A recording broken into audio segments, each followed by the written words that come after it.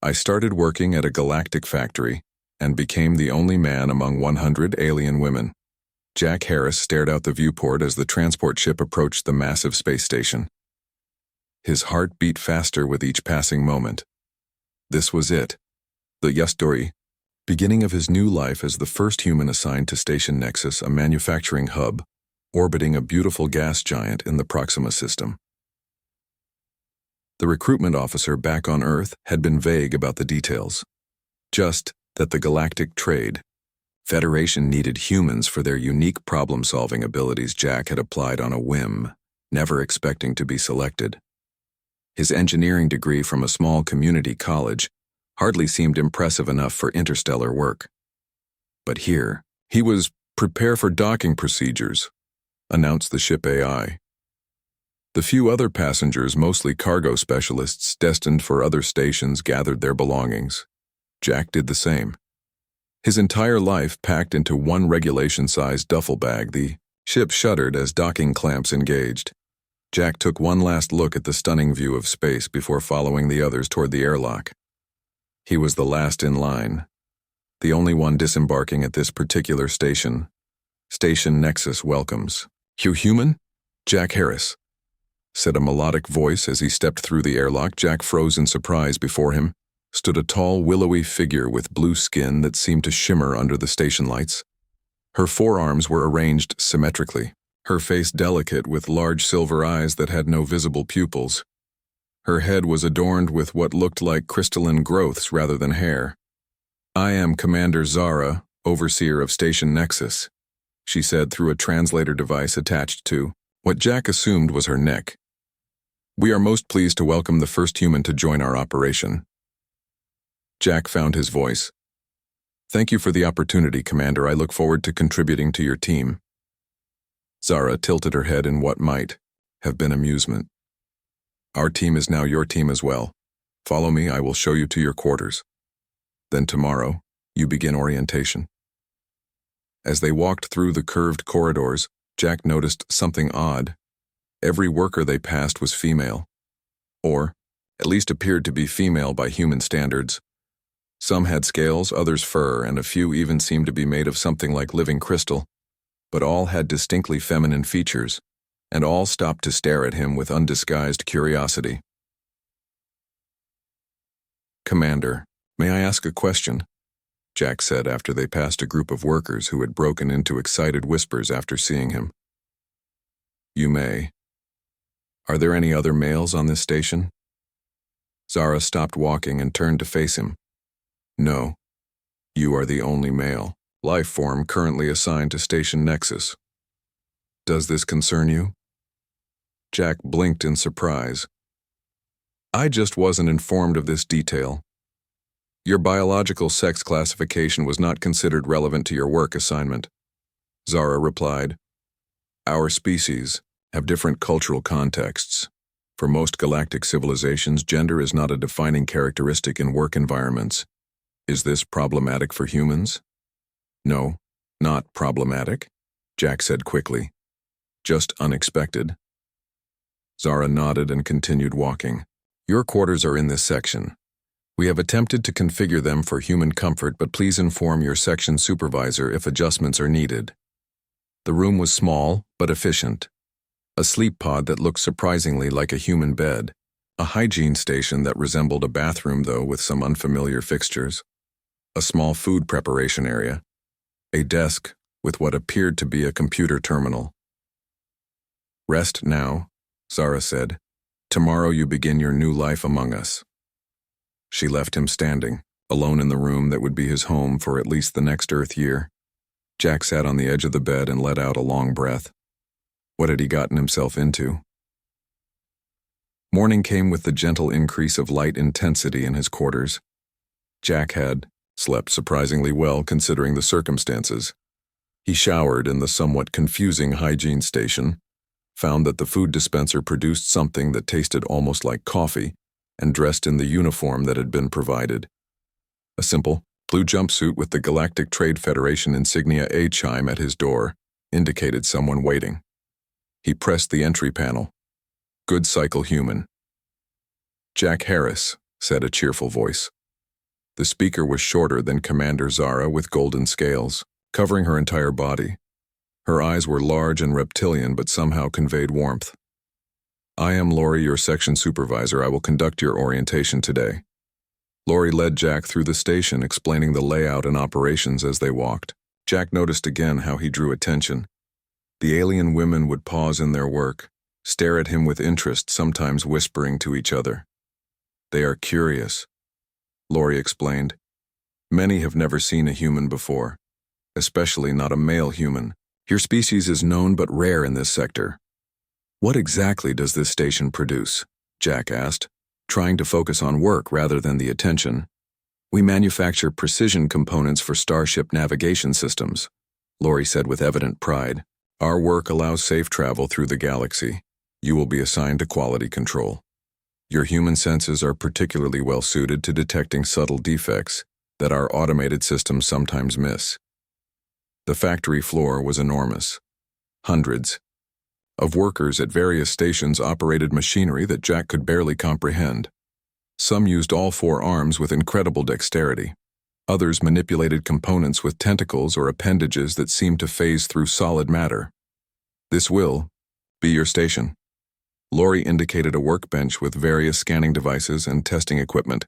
"The components arrive here after primary fabrication. You will perform the final inspection before approval." Jack examined the equipment. "I was trained as an engineer, not a quality inspector." "Yes, that is why you are here," Lori said.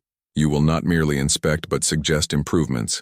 Our research indicates humans have a unique talent for identifying inefficiencies and creating innovative solutions. We hope you will help us improve our processes, not merely maintain them." Jack felt a surge of pride mixed with nervousness. That was a lot of responsibility.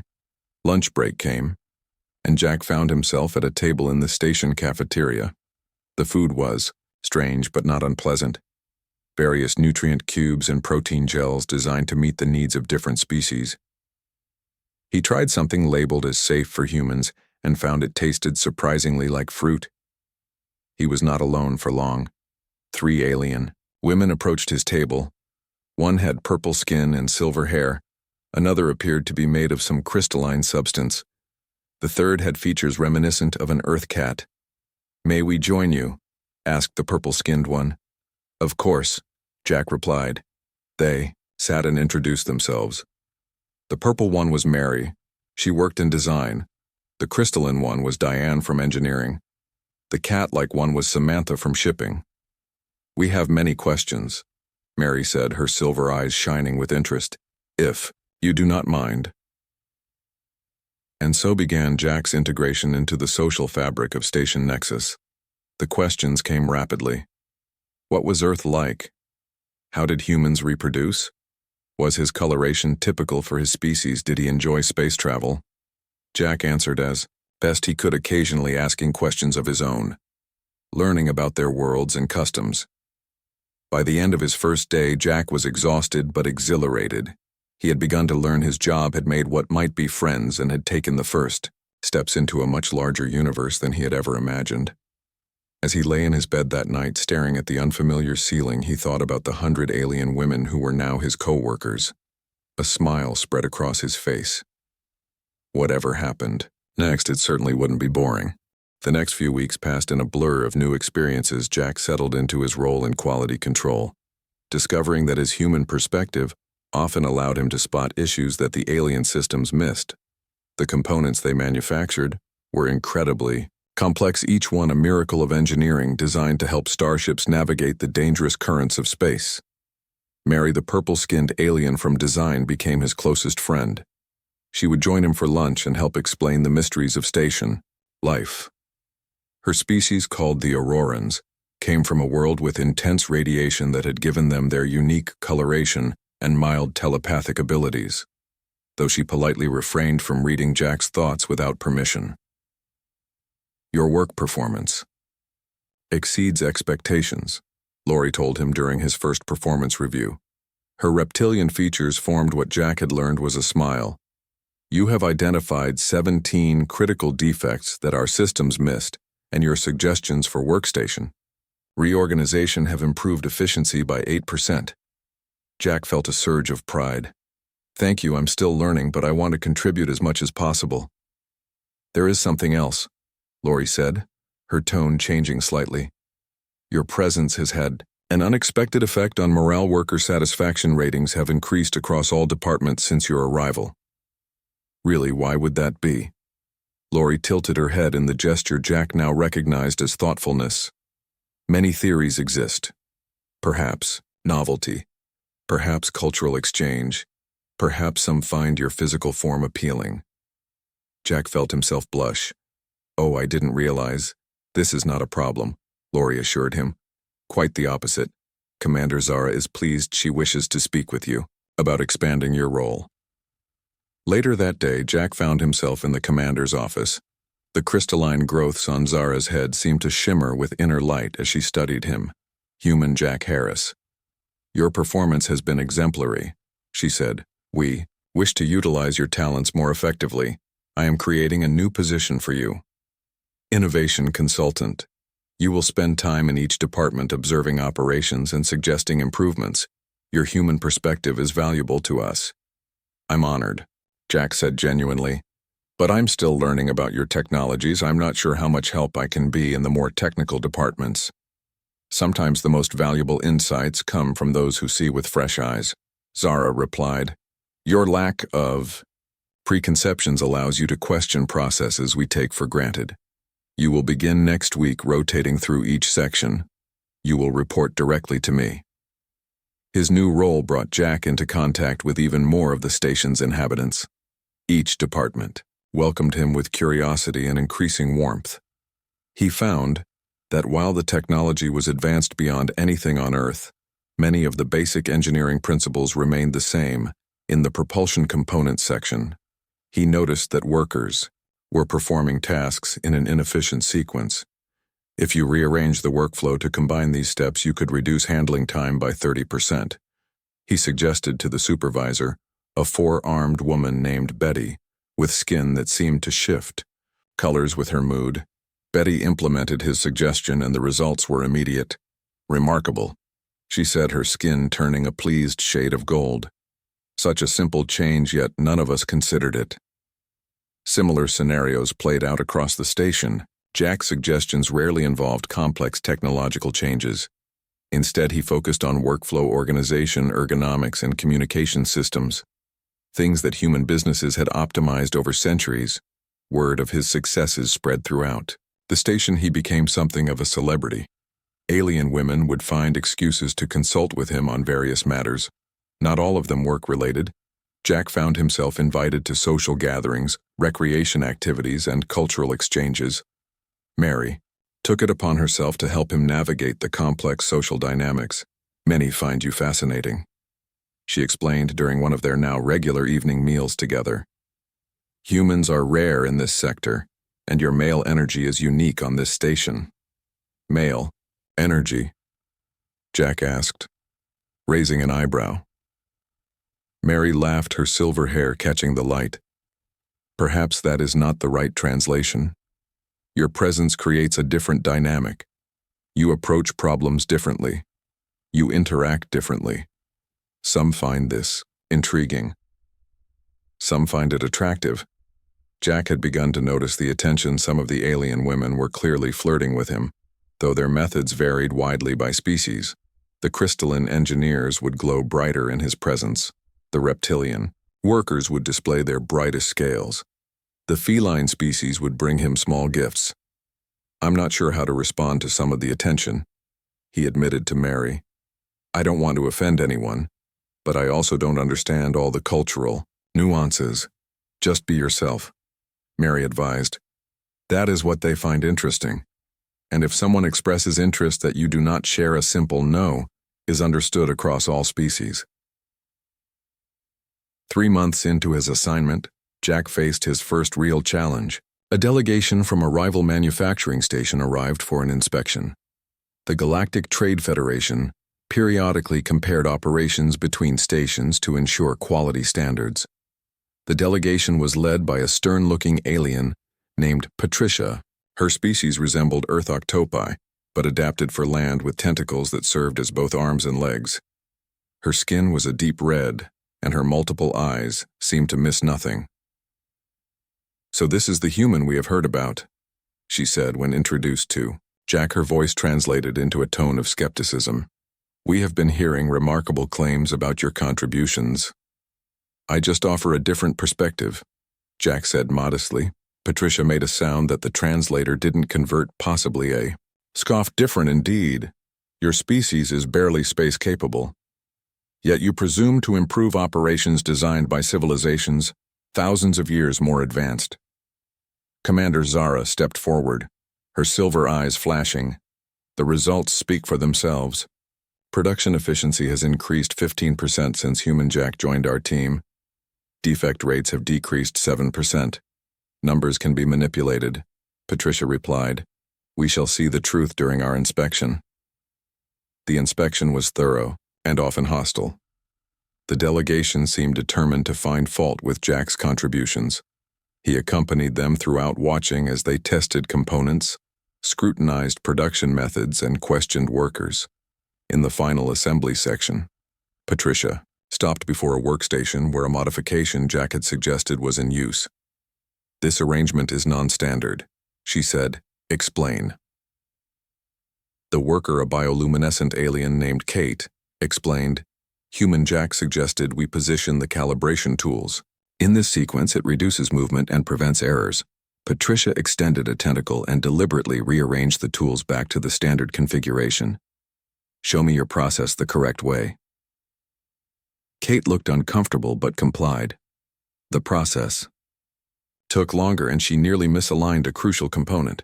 "You see," Patricia said, turning to Commander Zara, "deviating from standard procedures introduces risk. Your human has you implementing dangerous changes." Jack felt a surge of frustration. "With respect, that's not a fair test. The worker is trained in the new configuration. Forcing her to use an unfamiliar method doesn't prove anything, except that consistency matters." Patricia turned all her eyes toward Jack. "You question my assessment." "Human, I question your methodology," Jack replied, keeping his voice calm. "If you want to compare the two approaches fairly, you should measure outcomes over time, not force workers to switch methods without practice." A tense silence followed Jack. Worried he had overstepped his position on the station was still new, still potentially fragile. Then Commander Zara spoke. "Human Jack is correct. Your test method is invalid. I propose we demonstrate the efficiency improvements with proper metrics. The remainder of the inspection was conducted with proper data collection and analysis. By the end, even Patricia had to acknowledge some of the improvements, though she did so reluctantly. That evening, the station held a small celebration. The inspection had been passed despite the challenges. Jack found himself surrounded by alien women, congratulating him, thanking him for defending their new methods. "You stood up to Patricia," Mary said, her purple skin glowing with what Jack had learned was happiness. "Few do that." "I just wanted things to be fair," Jack said. "You defended our work," said Kate, her bioluminescent patterns pulsing brightly. "You defended us." Jack looked around at the gathering. These alien women had become his colleagues, his friends, perhaps even a kind of family. He had traveled across stars to find himself here. The only human, the only male in a station of alien women. But somehow he had found belonging. Commander Zara approached her crystalline head growths, shimmering, human. "Jack Harris, you have proven your worth today. You have my gratitude and my respect." Jack nodded, feeling a warmth spread through him. He was making a difference here, his human perspective valued, his presence appreciated. Despite all the differences, all the challenges, he was finding his place among the stars. 6 months into his assignment, Jack had become an integral part of Station Nexus. His rotation through all departments was complete, and he had implemented improvements in each section. The station's productivity had risen to record levels, earning commendations from Galactic Trade Federation headquarters.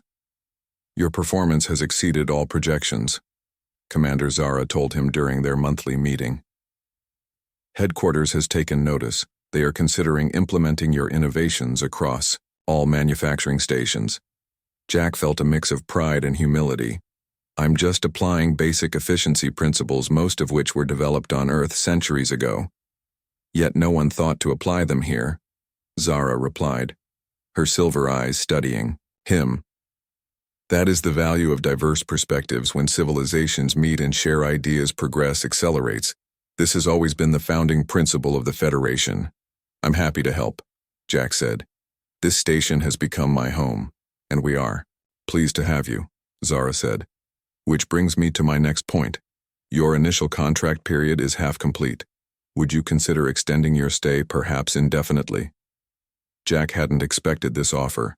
Indefinitely, you mean permanently? Yes. We would create a permanent position for you as Chief Innovation Officer. You would have your own team budget authority to implement changes across all operations. I'm honored, Jack said genuinely. Can I have some time to think about it? This is a big decision. Of course, take all the time you need, Zara said. But know that you have found a place here. Human Jack. A place where you are valued. As Jack left the commander's office, his mind was racing. A permanent position on Station Nexus, never. Returning to Earth, becoming truly part of this alien society. The thought was both exciting and terrifying. He was so distracted that he almost collided with Mary as she rounded a corner. Jack. You look troubled, she said, her purple features showing concern, not troubled, just thoughtful. He replied. Zara offered me a permanent position. Mary's face lit up with joy. That is wonderful news. Few off-worlders are offered permanent status. Your contributions must be truly valued. But it would mean never returning to Earth. Or at least not for many years. Mary's expression became more serious. I understand such decisions are not easy. Would you like to discuss it tonight, perhaps, in the observation lounge? I'd like that, Jack said that evening. Jack met Mary in the station's observation lounge, a circular room with transparent walls offering a breathtaking view of the gas giant they orbited and the star system beyond.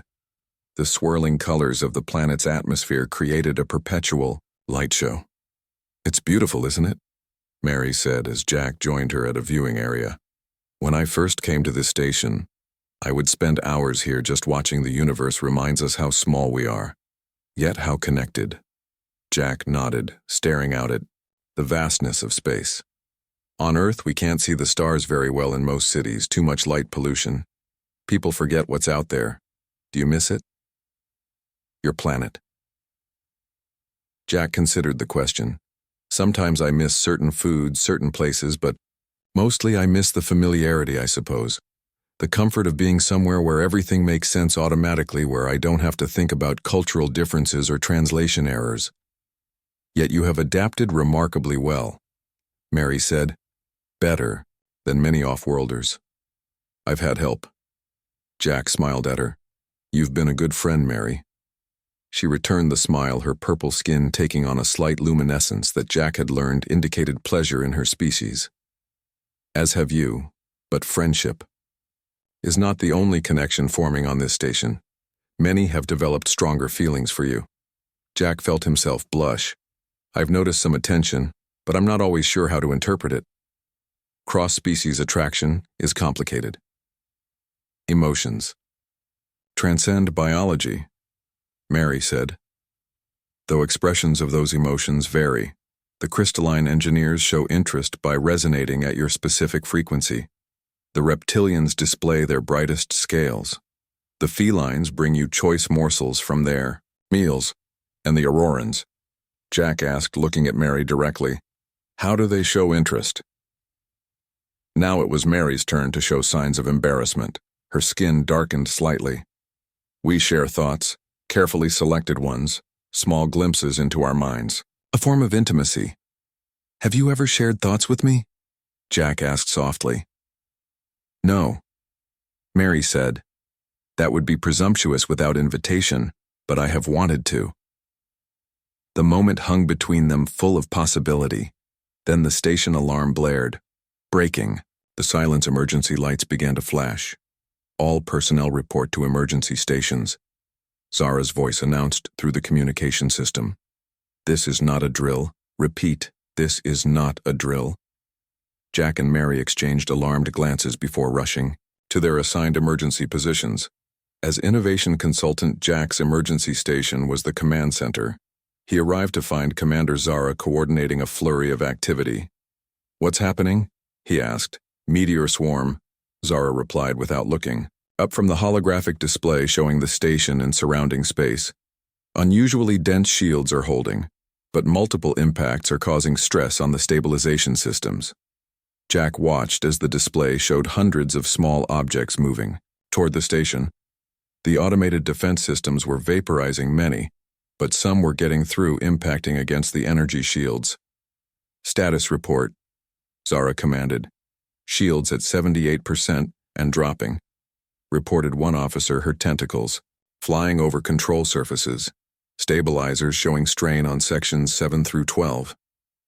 Redirect power from manufacturing sections," Zara ordered. "Shut down all non-essential systems."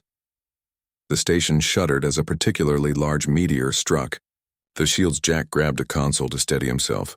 Looking at the display, he noticed something. "The pattern isn't random," he said, studying the incoming objects. "The meteors are more concentrated in certain areas. It's almost as if—" "As if what?" Zara prompted. "As if they're being directed." Jack finished. "Commander, is it possible these aren't natural?" Zara's silver eyes narrowed. "Scan the meteors, analyze composition." A few moments later, the science officer, a crystalline being named Kelly, reported scans show artificial components embedded in the larger objects. They appear to be guidance systems. "This is an attack," Zara stated, her voice cold. "Targeted precisely at our weakest shield sections. Someone with internal knowledge of VIEMA, our defense grid." Jack's mind raced. The inspection team. They had access to our shield specifications. Zara didn't respond directly, but her crystalline growths darkened, a sign Jack had learned indicated anger. She turned to her communications officer. "Send an emergency signal to Federation security, alert them that Station Nexus is under deliberate attack." Another impact rocked the station harder than before. "Shield failure in Section 9, reported the shield officer. "Secondary containment. Holding, but we can't take many more hits there." Jack studied the tactical display, thinking furiously. The meteors were clearly targeting the station's weakest points. But even in an attack, there might be a pattern. A vulnerability. "Can we adjust?" "Shield strength," he asked. "Reinforce some sections at the expense of others." "Possible, but risky," replied the engineer at the shield controls. "Which sections?" Jack pointed at the display. "Strengthen these areas here and here. The most heavily targeted. They must be the primary objectives. Reduce power to these sections on the opposite side." Zara considered for only a moment before nodding.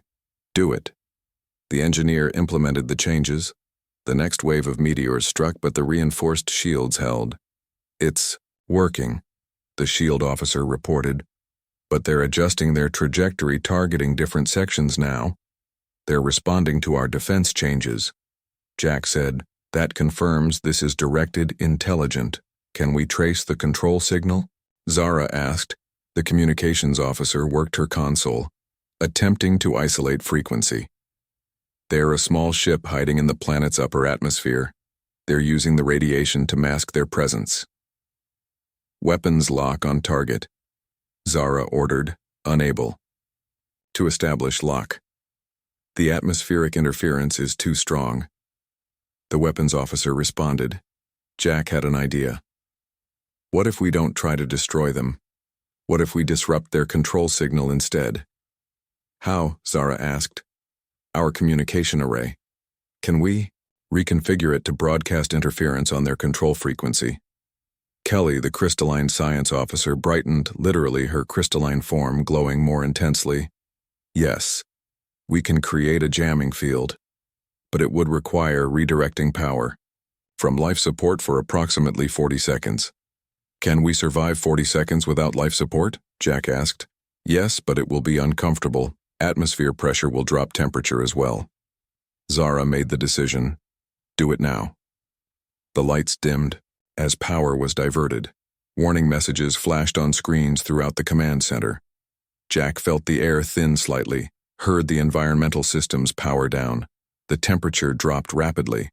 On the tactical display, the incoming meteors suddenly lost their coordinated pattern, becoming random in their movements.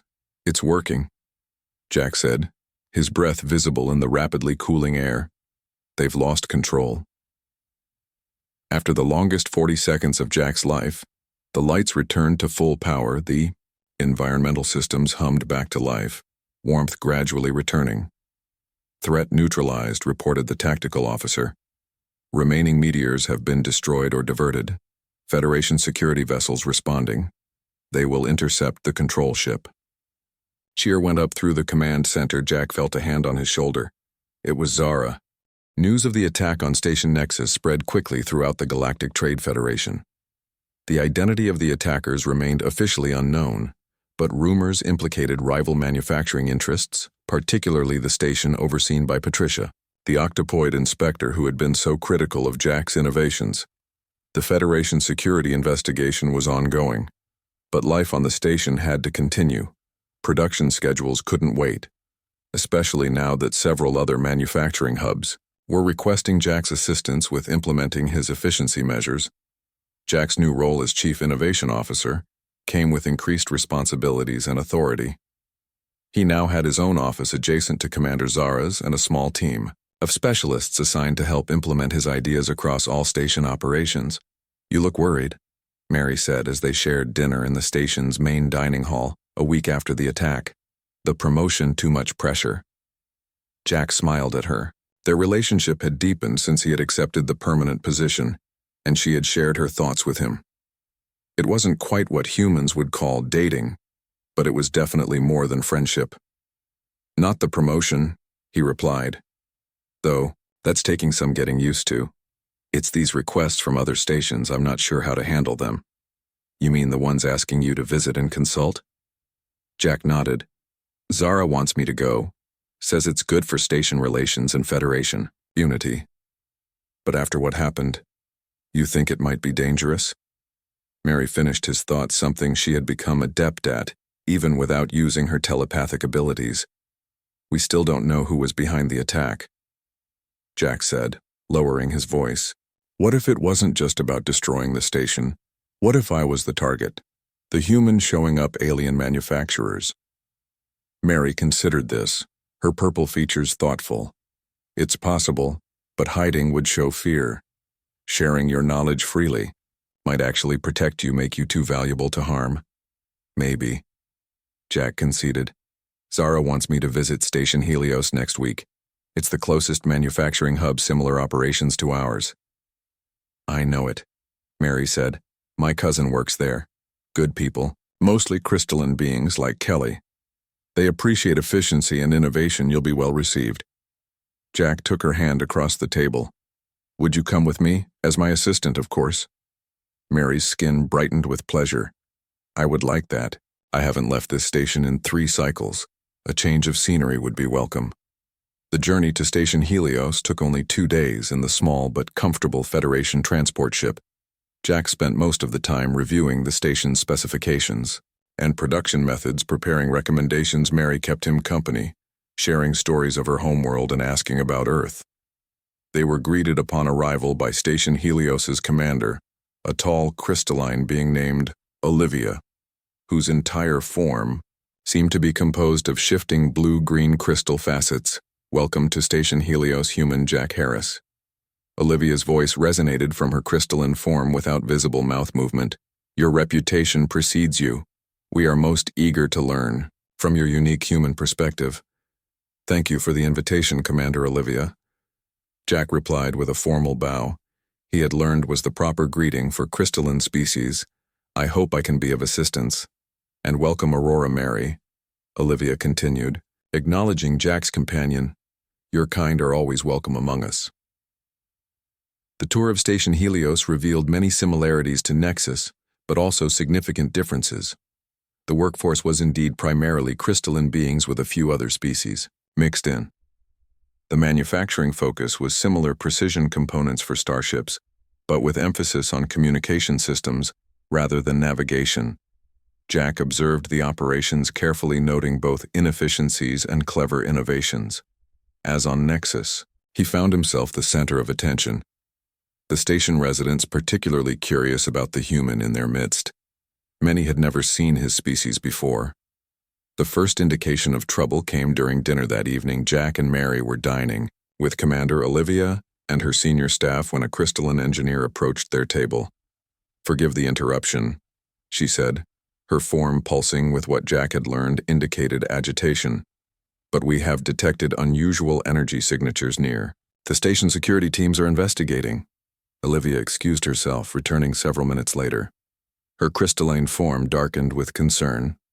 "It appears we have uninvited visitors," she told the table quietly. "Federation security has been alerted, but their nearest vessel is hours away." "What kind of visitors?" Jack asked, alarmed. "A small ship hiding in the asteroid field that orbits our star sensors indicate weapons systems are powered up." Mary and Jack exchanged worried glances. "Just like at Nexus," Mary said. "You think it's connected to the attack on your station?" Olivia asked. Jack nodded. "The timing is too convenient. I arrive and suddenly you have security concerns. It can't be coincidence." "What would you suggest?" Olivia asked. "You have experience with such situations." Jack thought quickly. "Can your shields withstand an attack?" "Yes, but our weapon systems are minimal. This is a manufacturing station, not a military installation." "Then we need a different approach," Jack said. "Do you have shuttlecraft aboard with tractor beam capability?" "Yes, several for moving large cargo." Jack outlined his plan quickly. It was risky, but might work better than waiting for the attack to come to them. The station would launch several shuttles. Equipped with tractor beams, they would approach the hidden ship from different vectors and attempt to immobilize it long enough for Federation security to arrive. "It's unorthodox," Olivia said when he finished explaining. "But it might work. The shuttles are small targets difficult to hit. Our pilots are skilled." "I want to go with them," Jack said. Mary immediately objected. "Jack, no. It's too dangerous. It's my plan. I should be there," he insisted. "Besides, I've had combat flight training. Part of my engineering program included emergency response." This wasn't entirely true.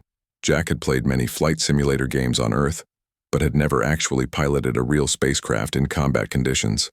Still, he felt responsible. This threat seemed to be following him. He couldn't hide behind station walls while others took risks.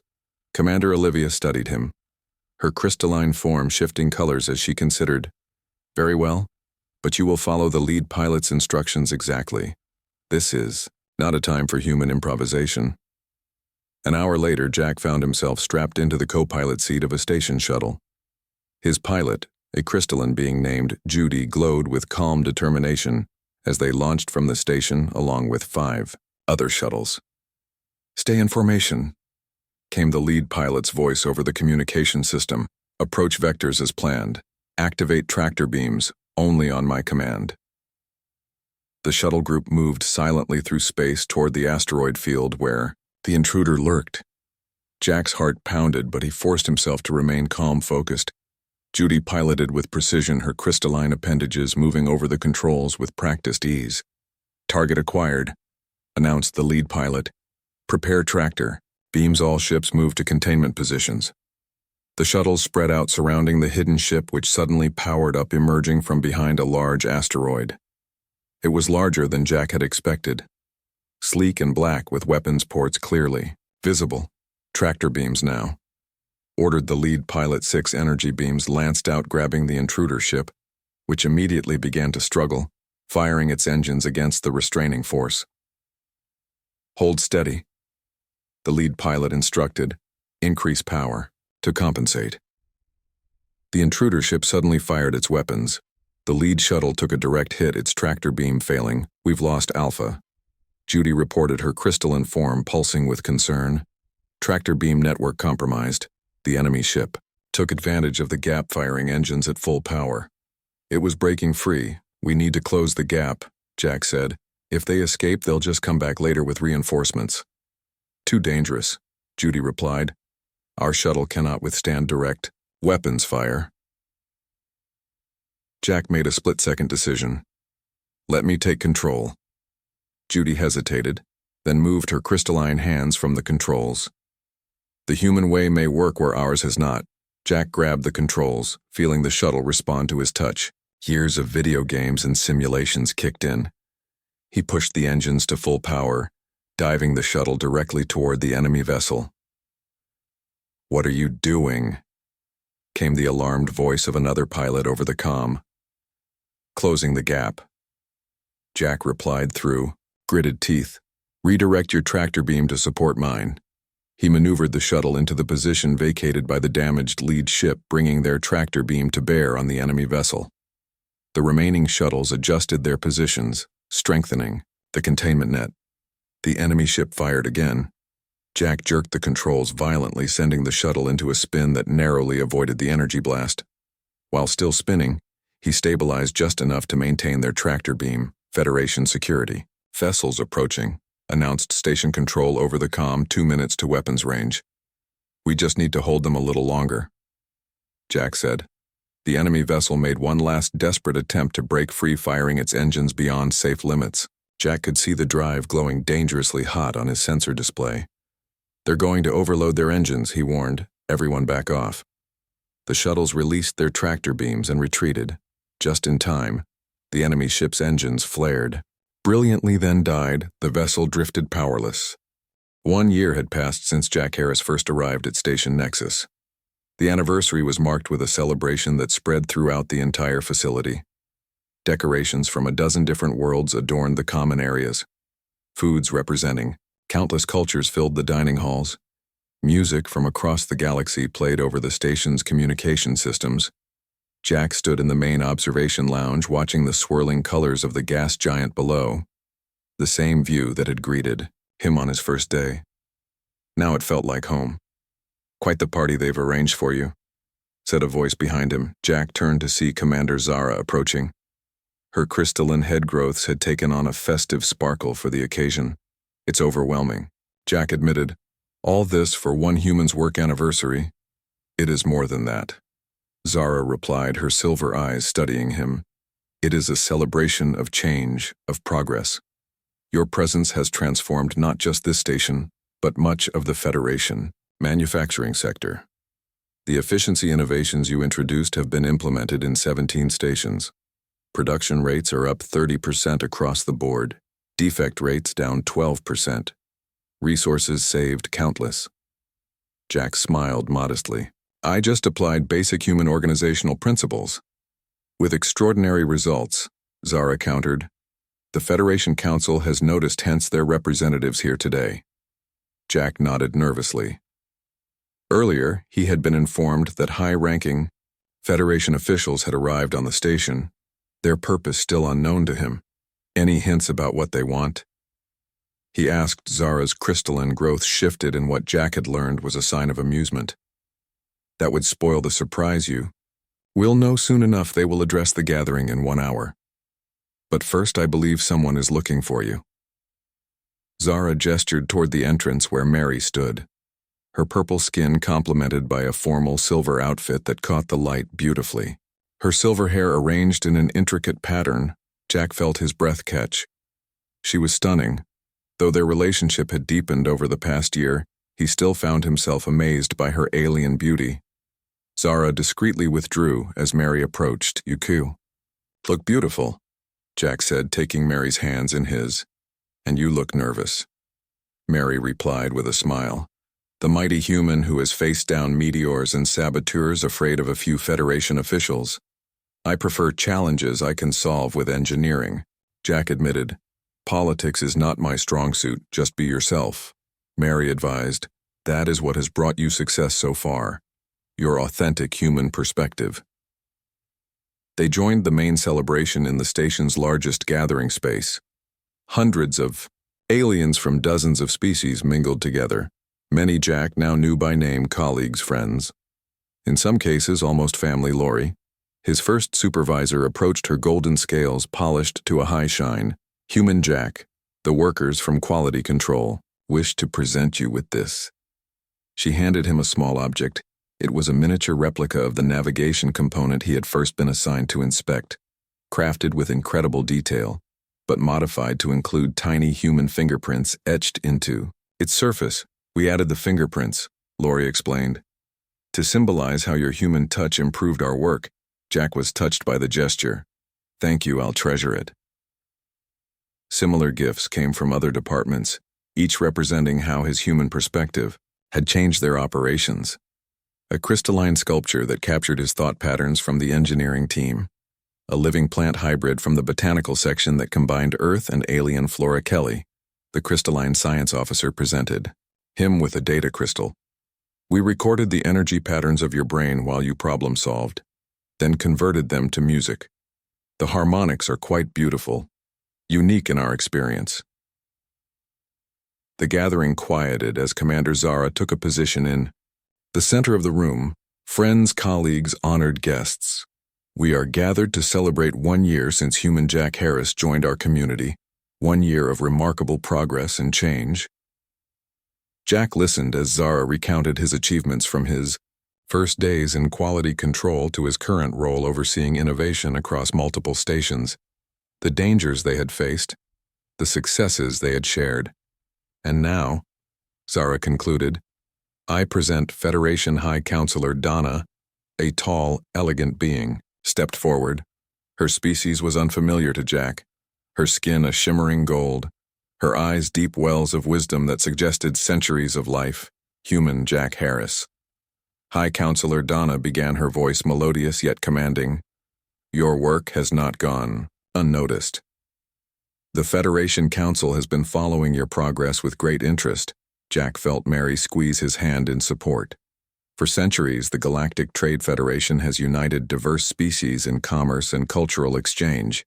But never before has a species so new to interstellar travel made such an immediate impact. Your human perspective has proven invaluable, not merely for the efficiency improvements, but for what it represents. The power of diversity, the strength found in different viewpoints. The High Counselor paused, her gaze sweeping the room. Today, the Council announces a new initiative, the Interspecies Integration Program, designed to bring representatives from newly spacefaring civilizations into Federation operations, not as curiosities but as valued contributors bringing fresh perspectives to systems that have grown static with time. Murmurs of surprise and approval spread through the gathering. Human Jack Harris. The High Counselor continued, we offer you the position of director of this program. You will oversee the recruitment, training, and placement of representatives from Earth and other emerging worlds. Your success will be their model, your experience their guide. Jack stood stunned. This was far beyond anything he had expected. His work had begun as simple efficiency improvements. Now he was being asked to help shape the future of interspecies cooperation throughout the galaxy. This is a significant responsibility, the High Counselor acknowledged. You need not answer immediately. Consider carefully. I don't need time to consider. Jack replied, finding his voice. I accept with one condition. The High Counselor tilted her head curiously. Name it. That Aurora Mary be appointed as Deputy Director. Jack said, looking at Mary, whose purple skin darkened with surprise. Her guidance has been essential to my success. Her understanding of multiple cultures invaluable. The High Counselor smiled. A wise first decision. Demonstrating exactly why you are suited for this role. The Council approves. The celebration that followed was even more joyous.